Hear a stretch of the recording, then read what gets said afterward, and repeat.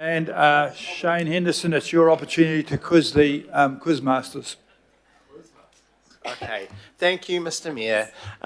Look, my first question's for Phil when he sits down. Sorry, Phil. There we go. Phil, could I ask about how this proposal affects our commitments under the living wage? So the living wage accreditation applies at a Auckland Council organisation level, not at a group level, so it doesn't automatically follow that CCOs are living wage employers.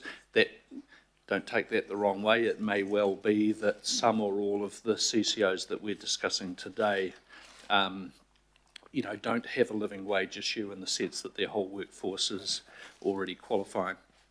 Were they to come into the council organisation, then to uphold our commitments, we need to deal with that and would need to bring people through onto a living wage, if anyone wasn't already there. Very good, thank you. I don't think anyone at Ike Panuku wants to drop to the living wage. Now I got my answer there, Phil, thank you. I'm not sure where some of these need to go. I'm wondering if the meeting can help me a bit. But can someone please describe to me the process of local board feedback for this proposal? We had a long, dreadful day the other day. There were 20 of them. I lost the will to live. Look, I'll start, and maybe Max, you can just help me where I missed some gaps. So the draft mural proposal was released in late November, and we have had feedback from the local boards through their business meetings, and I acknowledge that there was a very short turnaround in time frame for them to respond to the draft mural proposal, and then we did have that a workshop where they were able to present their views, and some of the local boards have separately been in touch with the Mayor to talk about certain things, but yeah, those views were taken into account in terms of the final mural proposal. Thank you. Just in terms of local boards, I'm relying on the really excellent submission from the PSA. They gave a really measured and really great response to this. In that, they do suggest the principle of subsidiarity, that services should be locally responsive as much as possible. Does this proposal work with the principle of subsidiarity in that we should have things locally responsive?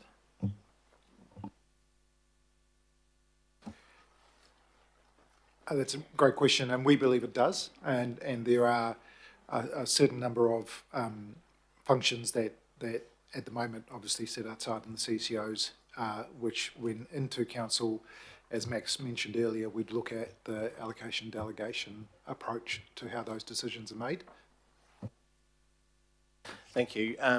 The other thing that jumped out at me from the PSA submission is that any move should enhance and strengthen current capabilities and build skills in the local government workforce. Does this proposal do that? We certainly would hope so and expect that to be the case. Moving on to specific issues regarding specific CCOs. It's been kind of talked around a little bit, but I wanted to just really nail it down.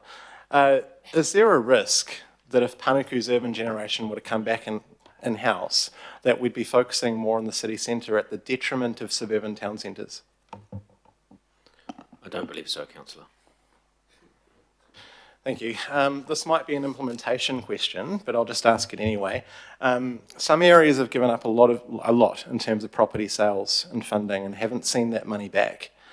We haven't yet got details on how the unlock category is going to work financially. Can we assure those places in suburban Auckland they will be considered for proper investment levels around the new model?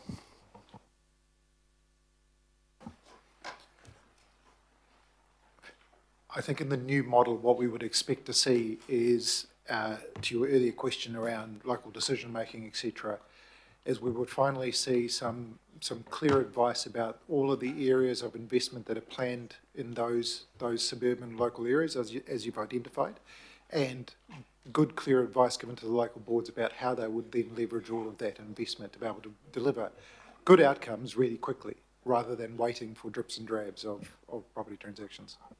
Cool. And just last one on Panuku, do we foresee that local boards will be really key to the progress of driving their own town centre urban regeneration as opposed to governing body and as opposed to unelected boards? Look, that certainly would be our expectation, that they would be front and centre in terms of setting expectations about what they want to achieve. There will be obviously some decision-making required around funding, allocation of funding and prioritisation, which will happen at both a regional and a local level, but we expect to see local boards have quite a strong input into that. Thank you so much. Moving on to Tātaki, and it's no secret around here that film industry is incredibly important to me personally as a councillor, and my ward brings in hundreds of millions of dollars to my ward. So I just wanted to just put a bow on that discussion. Can I confirm that you'll be guided by consultation with the film industry with a view to the best possible outcome to operate this important industry? Yes, that certainly is our expectation, yeah. Thank you. Last two on Auckland Transport. Do we have a timetable for legislation for this proposal to progress at the moment? The announcement did say that legislation would be introduced early in 2025 with a view to it being passed by the end of 2025. We have no more specific timeframe than that. Thank you. And just last one, in terms of the detail around this proposal, I understand it's not completely thrashed out. When are we going to know more about things like local boards and what delegations they're expected to receive, those kinds of things? When are we going to go into the detail of that? In February. February, cool. Thank you. Thanks, Jeff.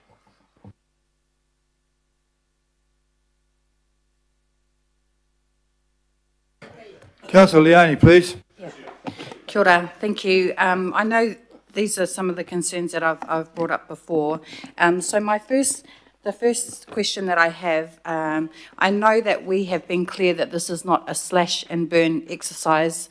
We're not here to cut staff and so on. So why is it that we can't look at moving Eki Panuku, if they are to come in-house, to have their own business unit and maintain that within Auckland Council?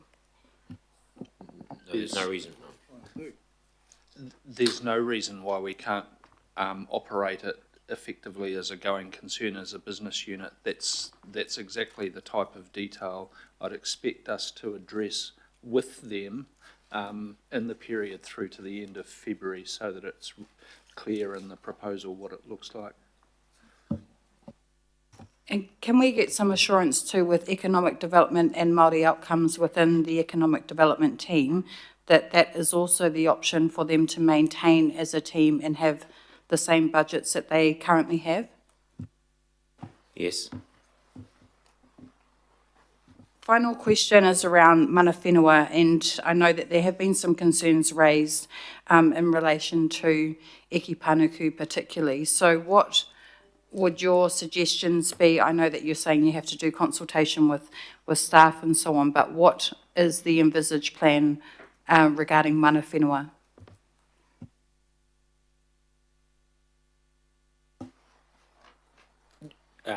With respect to urban regeneration? With respect to all of them. Eki Panuku, Tātaki. What is the plan to engage with mana whenua? Is that the question? Sorry, I just want to clarify. Yes, to engage and to see how they'd be part of that plan. So the implementation framework points out that Māori outcomes would be a specific focus of the reform program, and that would involve looking to see how we can enhance our engagement with Māori and mana whenua organisations and build on and retain the good processes that exist now and the skills and experience that exist now. So we've got,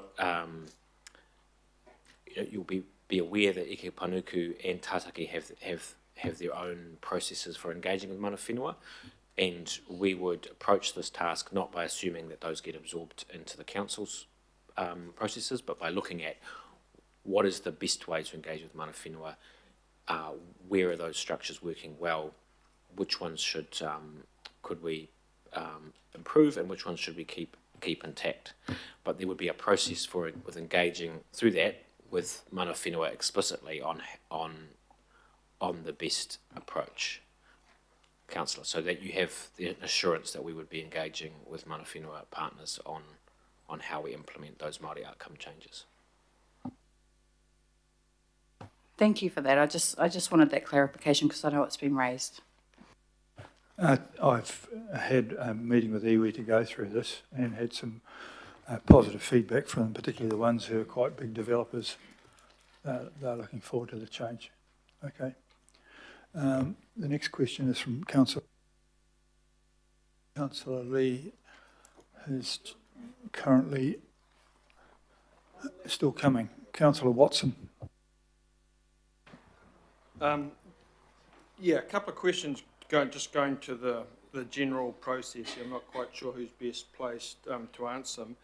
Just the first point, in respect of the letter that Councillor Filipaina referred to, that hasn't come through, that's not getting sent through to us then?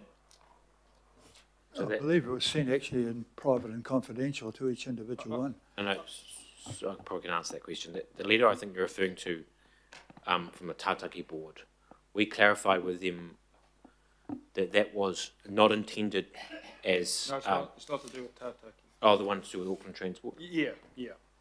And the reason I bring that up is, and I was just scribbling down here, and it goes to the process that's begun, is the notion that, and I think I got the words right, I expect AT to cooperate with and follow the direction given by me, and then the Minister and the Council's CEO. There's no mention of the governing body there, so I'm assuming the Mayor or anyone else is not running around giving directions to people in terms of the reform, especially as far as Auckland Transport goes, when there's no legislation that has been passed. That would be quite improper, wouldn't it? I think Jazz is going to address this. It's not really one for me. Yeah.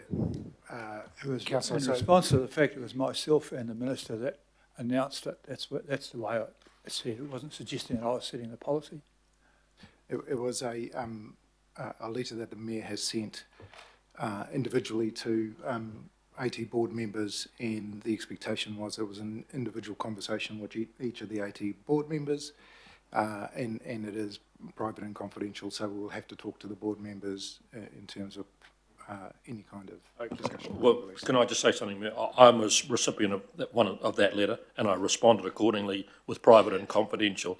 I would not be at all prepared to accept that correspondence was now made public, because we were under private and confidential too, and private and confidential in return. I guess the point is that we've already had it signalled there, understanding there's a great deal of sensitivity involved in all of this, whether it's to do with management or staff or directors.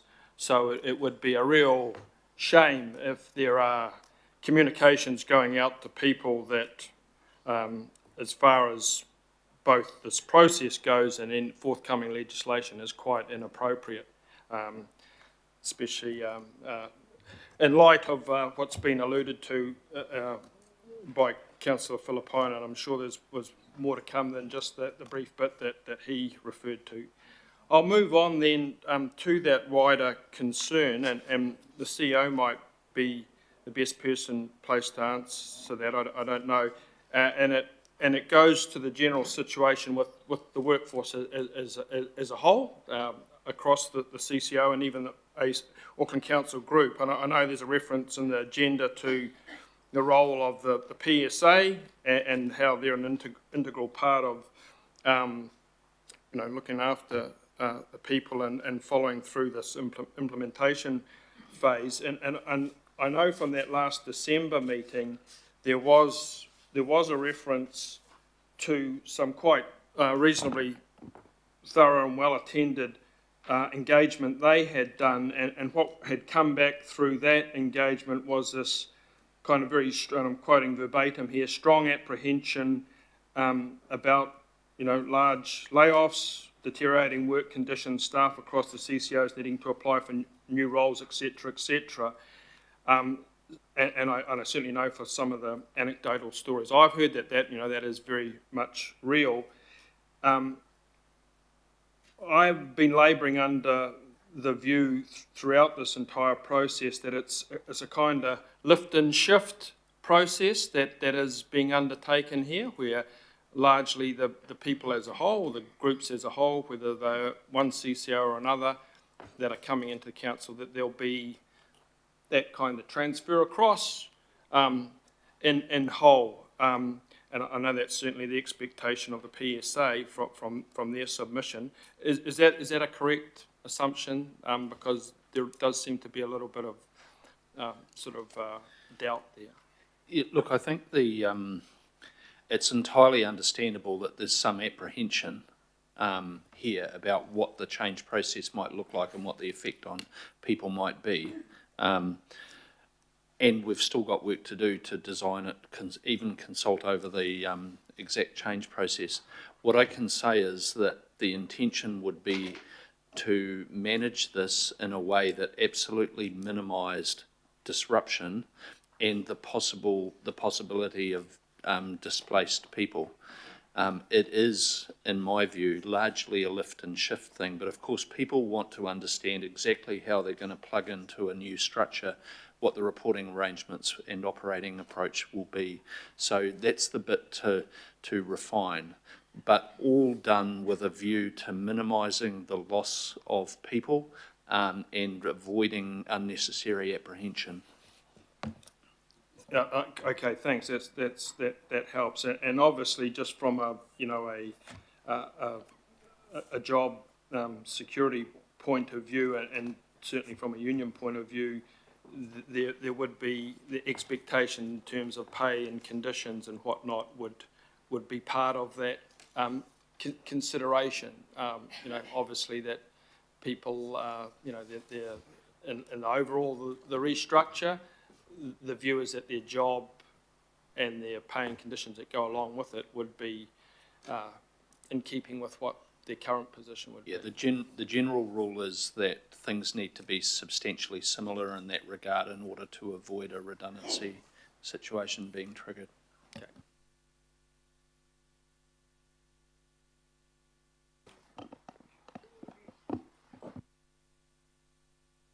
Thank you for that. Councillor Lee, please.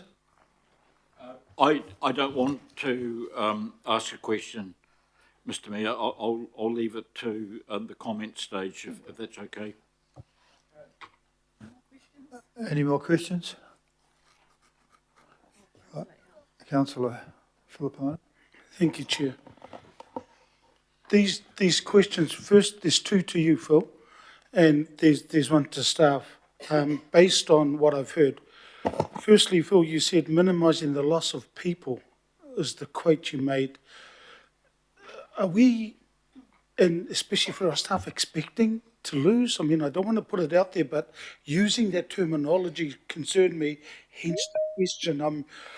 Is there a way of guaranteeing that if this goes through, that there is no loss and it's be transferred to any staff over a period of time? I mean, I just caught that when you said it, minimising the loss of people, Phil, and then there was also aligned with that particular question, substantially at the same level, and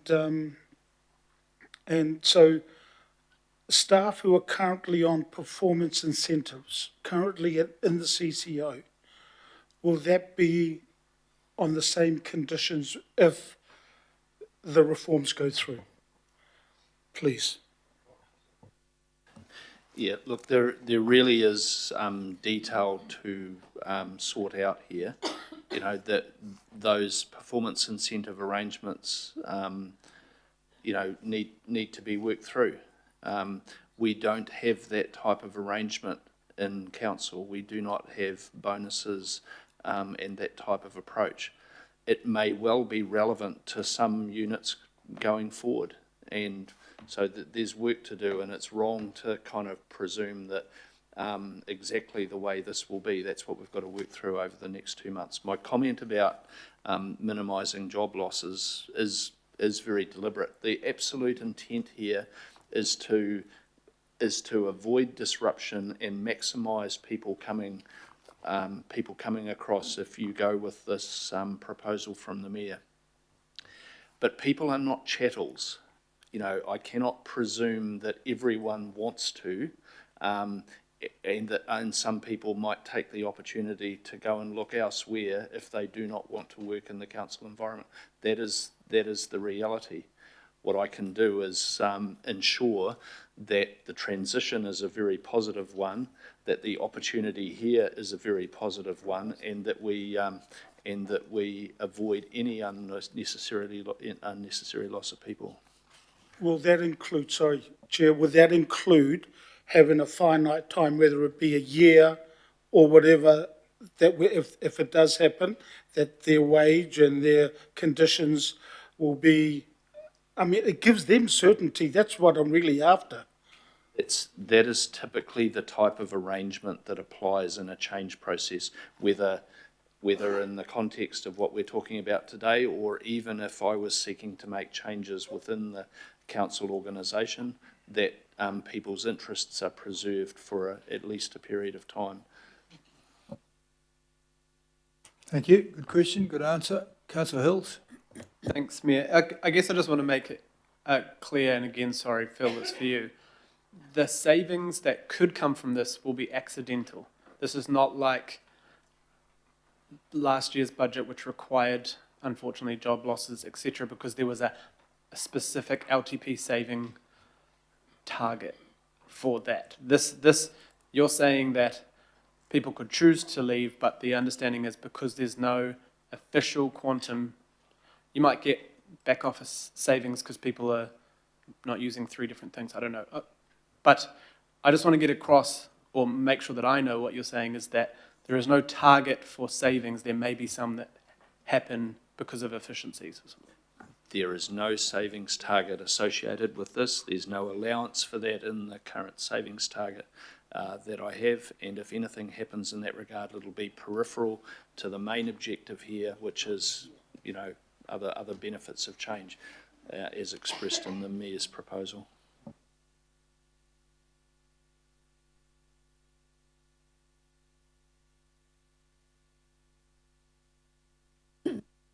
I've got no other questions up here at the moment, so but I believe there's an amendment proposed by one person, but I haven't seen it. Is it, you got one? Is it seconded? Are you inviting me to put up the We've amendment? finished questions. You guys can retire. Thanks.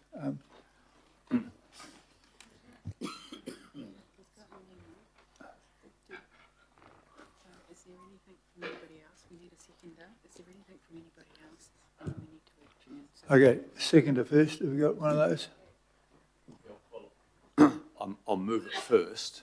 And what I'm moving is support for transferring the strategy function into Auckland Council to remove the duplication and strengthens things there, as we well know, in the planning and strategy area on urban regeneration. And then the second part is agree that further structural change to Eke Panuku is paused until comprehensive information is provided by Eke Panuku and Auckland Council staff to the governing body on a viable structure for the enhanced delivery of urban regeneration and marina management, and then stressing 2 areas, but not exclusive, not just these, there will be others. Improve funding structures, we've heard that, and certainly to enable more locations to be candidates for urban regeneration. That might include also rapid transit stations, for example, and improving the mandate to council's integrated approach, etc. So I am moving acceptance of the strategy function going across, and then pausing for further work on the more substantial changes. If that's clear to members. You got a seconder? I'll second it. I think Councillor Bartley, thank you. Is that a seconder? Is that you, Alf? Fully? No, Bartley. Okay. Councillor Bartley. There's no movement. All right. we'll just have an adjournment while we are able to consider what the implications of that might well be. So, just any other ones? We don't know what the I just want staff to let me know if there's any implications which I haven't thought. Sorry, Mr. Mayor, I need to read this properly. Can we get this circulated or printed or Beg your something? pardon? I need to read it properly. Can we get it circulated or printed or emailed or something? That's why we need an adjournment, please. That's why we're having an adjournment. Your Worship, were you suggesting that we get all of the possible amendments now so that with this adjournment, we've got time to consider them? Yeah. Because I want people to have their debate about what we're debating about. There's no sense going around the table and then finding it's something else that we're talking about. So at this stage here, I'm just stopping it while the staff consider what the implications of this are, and then we'll decide whether we have. I've also got to decide whether we have an open discussion before or after we vote on the amendment yet as well. So have all colleagues circulated their amendments to you? Pardon?